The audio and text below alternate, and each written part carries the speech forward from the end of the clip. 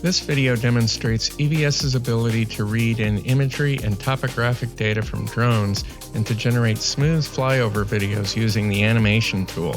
The video was made using the sample project minepitwavefront.evs, which you can access in the free EVS demo version or a licensed version. EVS reads in OBJ files which contain topographic surface information and high-resolution aerial imagery. EVS reads in both the surface and the image using just one module, making the process simple and fast.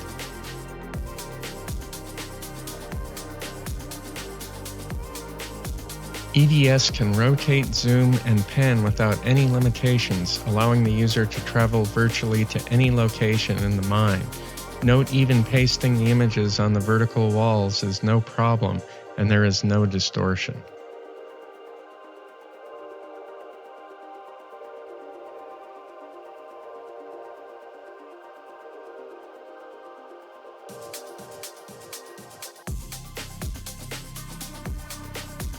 We encourage you to download the free EVS demo version and try the animation tool included on the main toolbar. The use of the animator is covered in detail in EVS Help.